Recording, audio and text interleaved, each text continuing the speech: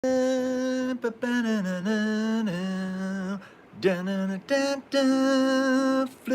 camera, flipping the camera, flipping the camera down, flipping the camera, flipping the camera down, flipping the camera, flipping the camera, flipping the camera. Gonna get it set up for Feedback Friday. Gotta remember, yeah, looking good. I need to shave and dye my mustache. What the hell, Bill? All right, Mushu, what's up? Jim Face. Hello, my friends. Just gonna give it a minute while we wait for the chat room to fill up, because today's a celebration, and I'm doing the weird worm arm dance.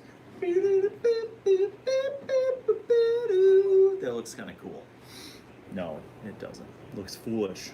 Foolish. So, got a lot to talk about today. It's going to be exciting. What's up, Ann? Very exciting day. So much news to talk about. Let me just fix the tripod because it's kind of being weird right now.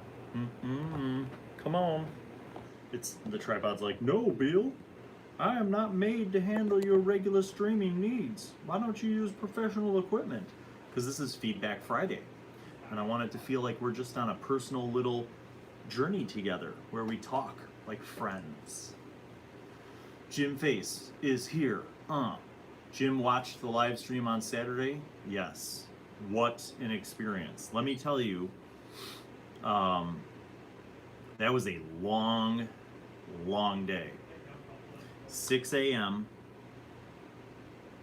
until we didn't get home till 1:30 in the morning. So what is that? 18 hours, 19 and a half hours. Whew. It was a long day, but it was worth it. It was victory. Hello, Martin. Hello, Elithius. Just here to say hi. Hi to you. Happy Friday, my friends. So, yes. Ooh, Ann gets to leave early. Nice. I'm also getting to leave early. Not early, like just at a normal time, which for me is early. When school's out. Hi, Wizard Cretio. Popping in to say hi because I got stuff to do and wonder how I'll save up for Essentials Kit. And now I'm gone. All right. Well, I will get started then. So, to begin with, in case you didn't know, or if you're watching this later in the replay and you're not live, I have posted a playlist with all 4 of the games from D&D at the Gygax house. So that is up on the channel. 3 of those videos are hosted on my channel, and Larry's game is hosted on Larry's channel. So that's Follow Me and Die, Larry Hamilton. But the playlist has all 4 of the games in order that they were done. So, what was it like to play at the Gygax house? Where do you begin? In my mind, this house was going to be this amazing mecca, right? Like a time machine. And in a way it was, because it's basically an old house. They have not done a lot of work on it. It feels like a house that hasn't changed since the 1970s. It's very small. It's very small. And one of the things that I found amazing was that, Gary and his first wife had, there were 5 kids there. There were 7 people living in this house. And it's a tiny house. It's a starter house, basically. The upstairs with the 3 bedrooms really was just an attic. They didn't even have a bump out. It was like a, whatever you call that, vaulted ceiling. Because it was just a finished out attic. The bedrooms were tiny. Some of them were smaller than the control room that I'm sitting in now. So very interesting. Hi, Jenny. We're doing Feedback Friday. I was talking about D&D in the Gygax house. Wow. Do you want to come say hi to the people? There's Jenny, everybody. So it was a small house, okay? But in the back of my mind, I was like, this is where Gary Gygax lived and created things. Yes, I run in just to ask you. I share a document with you about the Halloween cooking shows, the usable recipes. So if you want to take a look at that, you can. Excellent. No problem. Okay, Cheerios. Bye, Jenny. Have a good 3-day weekend. Bye. So, we had never been in the house. And when I say we, I mean me and Carafa, and then Tony decided to tag along. That was like totally last minute, but it ended up being really good to have Tony there. So, we get to the house with very little information. And initially, like months ago, I thought we'd be playing in the basement, which is where all the wargaming was done, like on the sandbox table. But then when we talked to Yolanda, who's the current owner of the house, she was like, yeah, I don't know if the basement's gonna work. Plus, like Gary, when they played D&D, they usually played at the dining room table. So I was like, all right, cool, we'll play in the dining room. Hey, John, Yodastein is following the live chat right now. So anyway, going into the house, we were kind of going in a little uncertain, but we met up there. John was there. Yolanda came, and we went in the house and scoped it out, and it ended up, even though the dining room's not really big because it's not a big house, we figured out a way to make it all work. And they had a dining room table there, actually a really nice dining room table. We put a leaf in to make sure that we had enough space, put the protective covers on it, and then we started setting up. We set up all the cameras, all the lights, the microphones, and before you know it, we had the whole thing set up. Now, I will say it was very tight, and John can definitely attest to that. Every time we wanted to get up and go to the bathroom, or get up and go to the kitchen, or just get up and step out, you had to really watch where you were going because there were cables everywhere. But we made it work. Once again, the genius technical expertise of Carafa coming through, and Tony helping out on the tech. So we were able to make all that stuff work. I think the experience, okay, of having these D&D games there and streaming them and recording them and raising money for Extra Life, I had very low expectations because I didn't know how many people we'd be reaching. I didn't know what the incentives were for people to donate. And when I was DMing, I was kind of in the zone, so I wasn't really focused on like fundraising, okay? But by the end of my game, which was the first game, I think we had already broken like $700, which was crazy. I was like blown away, okay? And thanks to many of you guys who donated. It was just, every game kept getting bigger and bigger. And how you guys were donating and how you guys were interacting in the game and basically creating situations for either the DM or the players to, have the game manipulated, I was blown away. I was really blown away. I think that, at the end of the night, it was a combination of just exhaustion and shock and everything, because it was a really long day, but we had such an amazing time. And I just, Yolanda is the nicest lady on the planet. She really, she's not a gamer herself, but she understands like the community. She understands the sacredness of that house, of the Gygax house, and understands, and she had all these stories about people who wanted to go there and see things and everything. So playing D&D at the Gygax house for Extra Life was an amazing opportunity.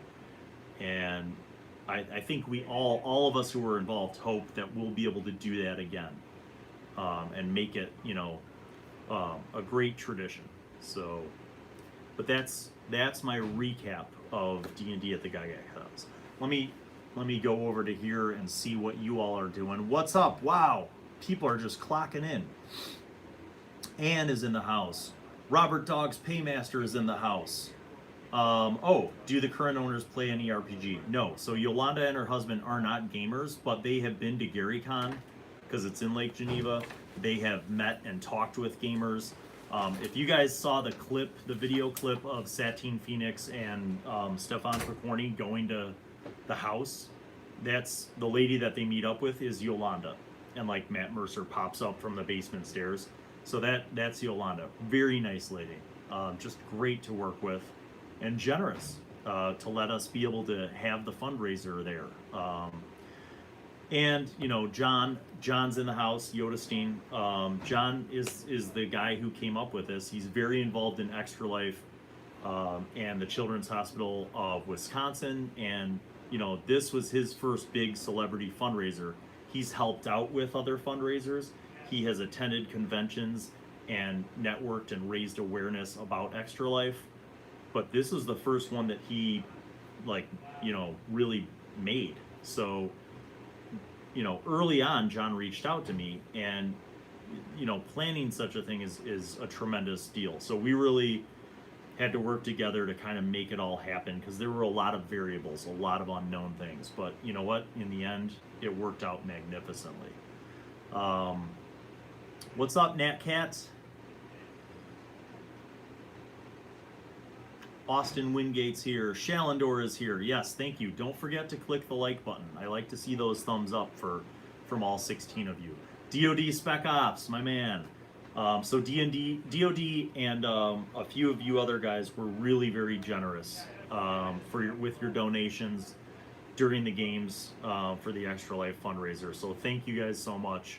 That it just the fact that we broke $3,000 was, I think it was shocking to everyone involved. And that couldn't have happened without you guys helping to just tune in, to watch, to donate at all the different levels, to support it, to spread the word, to retweet. All those things that you guys did to help us out really made a huge difference. And I have to say that I'm pretty sure that each one of the DMs and players were able to bring in some people to watch the live stream and contribute, but I'm very confident that a lot of the fundraising happened because of my supporters, and that's you guys. So thank you guys so much. It was an amazing experience. Yeah, it was fun. It was fun because it was silly and crazy, and you know, the fact that you guys could like buy rerolls or nat 20s or advantage for people made things just insane. But we still, you know, we played through it and had a fun time doing it, and it was like playing with like 20 people. Yeah, it was awesome. And yes, Ann Adams, we were lucky to get a video stream up and running. I'll tell you the truth. The Gygax house doesn't have internet. Fortunately, Yolanda's family owns the house next door to it, and they rent it out as a B&B. The people who were in the B&B that weekend were nice enough to let us run a 100-foot Ethernet cable from the cable modem in the kitchen through that Airbnb house across the yard and into Gary's old house. And fortunately, it was fast enough internet connection that the stream was able to be maintained pretty well. I don't think we had any major dropouts, but as always with everything that we do, we recorded everything so that, you know, if there were any issues, we still have the recording. Hey, Gaming Tortoise. Sound was fairly good, though there were some moments when they were talking. Yeah, so Robert makes a good point. The sound was the best it could possibly be given the circumstances. You know, it's a room, and actually me and Carafa were talking about this. If we do this again, we need to bring like an area rug because it's all hardwood floors in there. So we need some sound dampening in that room, and maybe even bring some portable acoustic panels, that kind of stuff, to kind of dampen some of the sound bouncing around. But considering the circumstances, I think it was okay. All those forced nat 1s, yes, Smooshu. It was a challenge running the game as a DM when you had 5 nat 1s in a row. Hey, Mark Gump. Hey, DOD, throwing down on the Coke Zero Fund. Yes. Thank you, brother. Thank you. Tabletop gamers are generous for great causes. Yes, they are. They are. And I want to say that I don't think it's a coincidence that a lot of you guys and a lot of the supporters and even John himself are either active duty or reserves or veterans. I find this to be fascinating. It's something that I kind of became more and more aware of in the last few years as the community has grown. How many military people are in the community or support the community? It's huge. It's amazing. The generosity is huge. And I don't know what it is. I don't know if it's just like a desire to be helpful, you know, that maybe comes from military service. But it is truly a blessing. I mean, I know many of you guys, many of my supporters, subscribers, my patrons are active duty or reserves or veterans.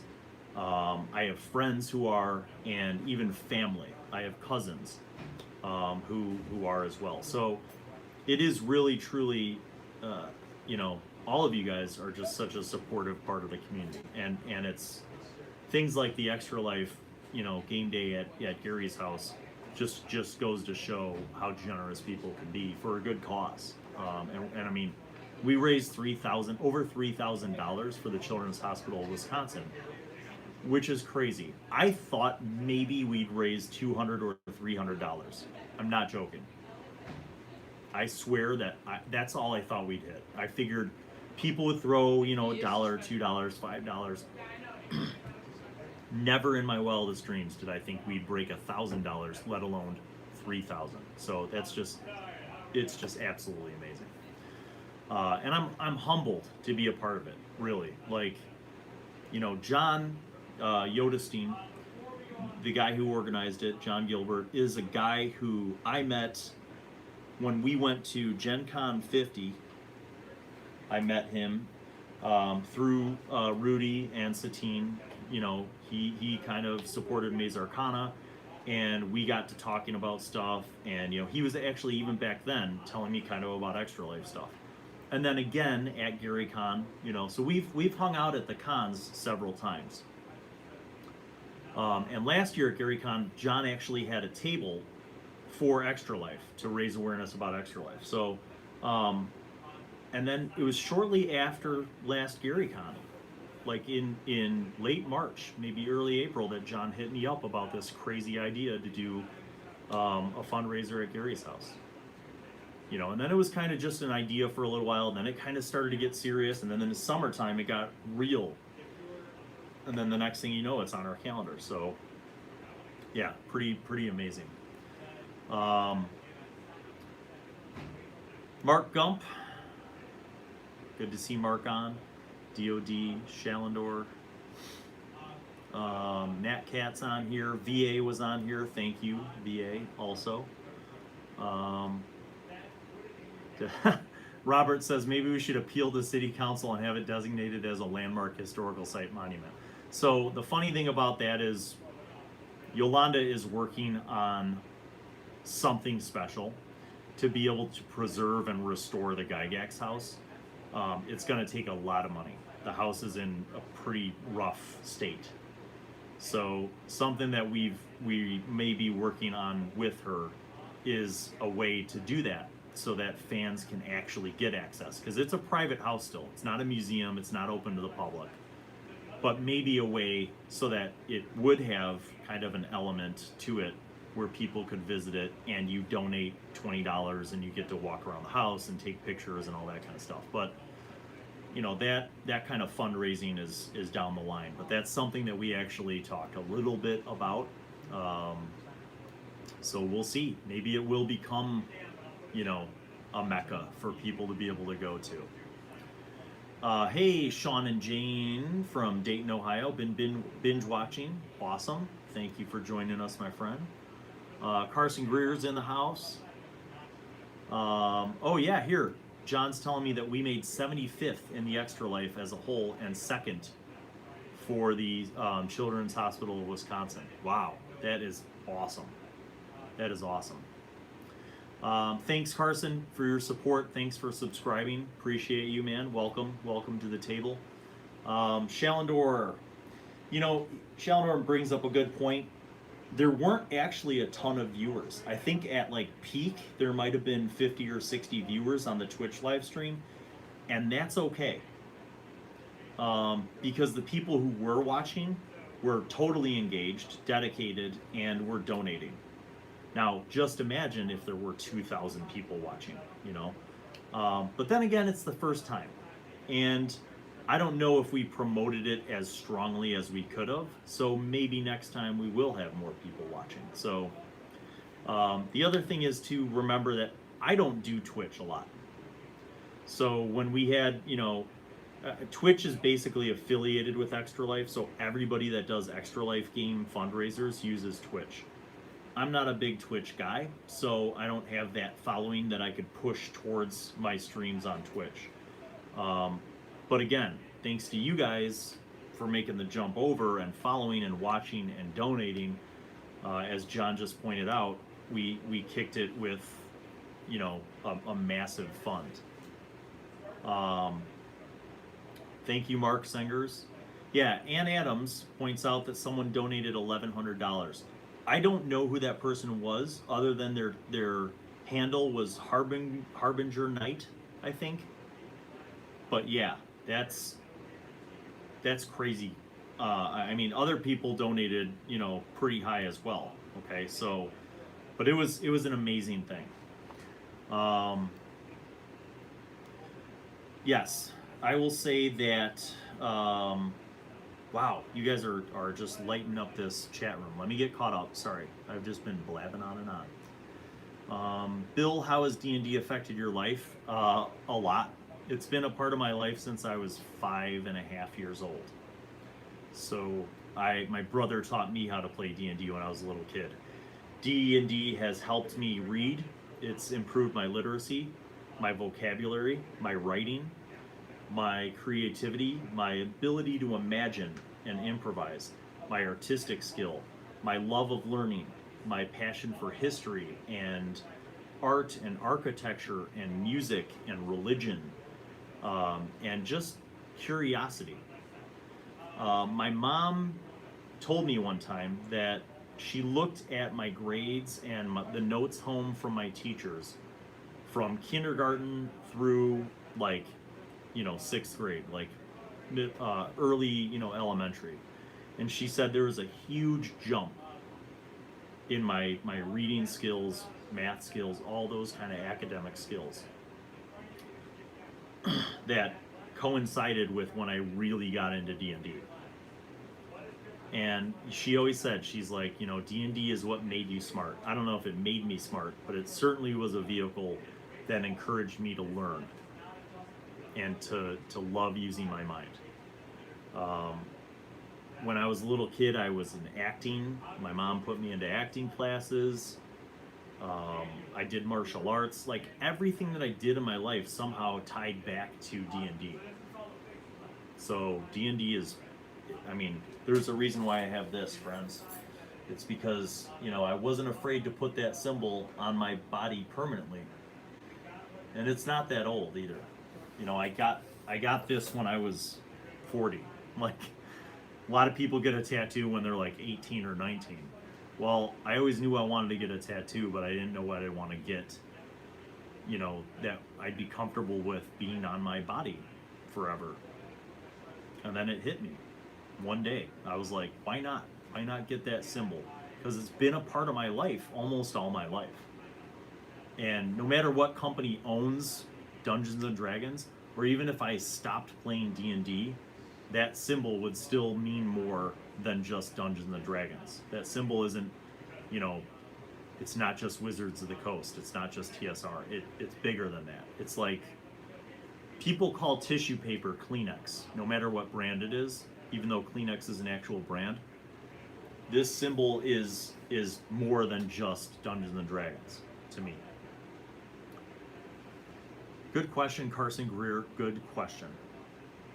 Shalendor says RPGs are perfect for military members. Ann says I'm a vet too. Natcat says I love this community. But it's I can't tell you how many people have told me that when they were deployed and they were on base and they had downtime, like they'd be bored and they'd play D&D. So, you know, and that, I think even afterwards, I've told you guys on other Feedback Fridays how my friend Greg is retired. He was active military for over 20 years. And part of what really helps him with dealing with his PTSD issues is when we get together for the gaming weekend. You guys probably, if you're a longtime fan, you know about the gaming weekend. It's when me and a bunch of the old friends get together once a year, sometimes twice a year if we're lucky and our wives let us. We get together and we spend a whole 3-day weekend playing D&D. And it is awesome. It's awesome for Greg to be able to connect with the guys and to be able to immerse himself in that world. And I mean, that started 10 years ago, and it's been instrumental in his basically rehabilitation. So anyway, on a very personal level,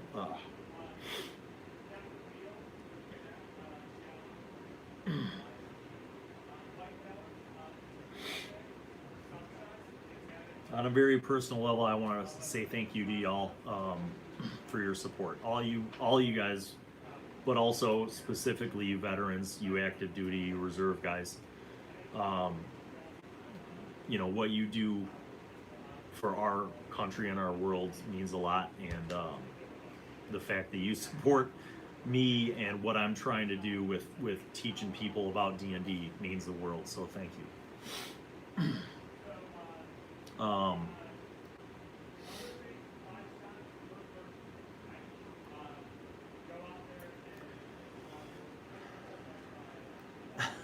Sorry, you guys. I don't think I've ever gotten choked up about stuff on Feedback Friday Live, but there's some topics that are a little challenging for me sometimes, and that is one of them. My dad was in the Army in World War II. I'm the youngest of 7 kids. He was 49 when I was born. And I have uncles and cousins and everybody in every branch of the military. So that's just one of those things that always hits right here in my heart to me. And I have a very close friend who is a Vietnam veteran who I've done a lot of work with, who very recently got some bad news about his health, and he is fighting for his life. And that was also very hard. So anyway, on to brighter topics. Old Lady Gamer, welcome. Old Lady Gamer wishes that I did more things. Me too. So I'm going to share some interesting news with you guys. Albert's on. Hi, Albert. Hi, Herman. Hi, Natcat. Hi, Tom. Hi, Mark.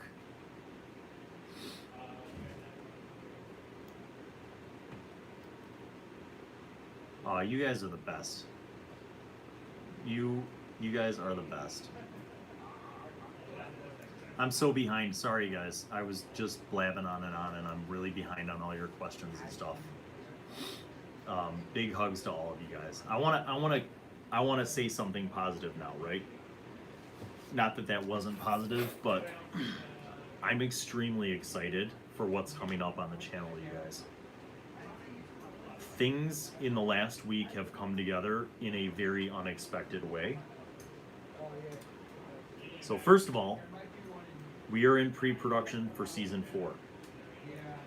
Very soon, you guys will be meeting the newest cast members, and you'll see the session 0 character making sessions for season 4. Also, gonna see some new faces on the B team. That's 2 shows. But I'm very pleased to tell you there's gonna be a 3rd show. So when you ask me about seeing more, and a lot of you guys have been asking for updates on people who used to play, there's going to be a 3rd show. And I can't tell you the name of it, and I don't want to tell you anything about it yet. But suffice it to say that we are going to have an amazing fall lineup that I think is going to carry on throughout the year, and I think it's going to be awesome. So I'm very, very, very, very excited about all the shows. I promised, all right, I promised DoD Spec Ops that I would keep it a surprise. So I'm not saying anything more. My patrons know that there's a third show, and they know what the name of that show is going to be, but Shallandor says, "You're such a tease, Bill." I just, all I'm going to say is this. You guys will not be disappointed.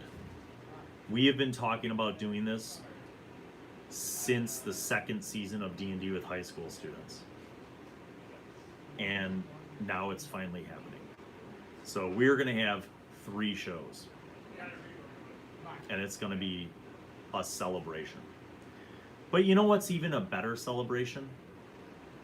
When this channel hit 20,000 subscribers. Yes! Cue the applause. We did it. We did it. It snuck up on me. We hit 20,000 subscribers. And DoD Spec Ops said we have to have a surprise and a giveaway and something special. So guess what? I'm doing it. We're doing giveaways right now. So for all you faithful people who are tuning in live right now, guess what? Like this video and leave a comment below. And your comment has to be congrats on the 20K subscribers or something like that. That's all you have to do. From the people who comment on this video, I will randomly draw and give out prizes. Not just one prize, multiple prizes. And I'll do it live with some of the cast. Okay? So the prizes might be small, but I'm giving them out. I'll be giving out custom stickers from Wizards of the Coast. You cannot buy these. These are promotional materials that only Wizards of the Coast has. You've probably seen some of the stickers. I'll be giving them out. I'm going to give out some autographed swag from the cast. I'm going to be giving out a set of dice that has been used in the game. I'm going to be giving out an autographed, it's a custom autographed gift. Should I show you? No. It's a custom autographed book. I'll just put it to you that way. I'm not going to show you what it is. And then the grand prize, after all those are given out live, the grand prize is going to be a guest appearance to do a D&D game with me DMing over Google Hangouts with some of my patrons. So that's our celebration of 20K, people, because I want to give back to you guys, because you are literally the reason why I'm doing this. Otherwise, my channel would just be a random place where I just put videos that I want to make sometimes, which is what it started off being. Like my crafting videos or my occasional thoughts on games. So you guys are the reason why this channel hit 20K, and I want to reward my most faithful subscribers with as many presents as I can mail out. All right? So start liking, click that thumbs up, and comment on this video.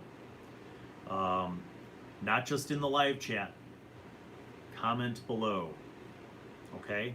So I have to tune out right now because I got to finish up before the end of school. We have a big 3-day weekend coming, but thank you guys so much. Thank you so much for all your support. You guys are the reason why we're doing this, and I'm very excited to show you what we have coming up. So next week, we're gonna start doing the character making sessions for the new cast. You'll get to meet the new cast and the new people for B Team. So stay tuned for that, and make sure that after this video closes, which is going to be in about 30 seconds, that you comment below so that I can pull your name next week for the prizes and the giveaways. Thanks as always for all of your support. Thank you to my patrons for inspiring me to keep this crazy thing going all the time. And we will see you very soon, guys. Have a good one. Have a great weekend. Peace and love to all of you.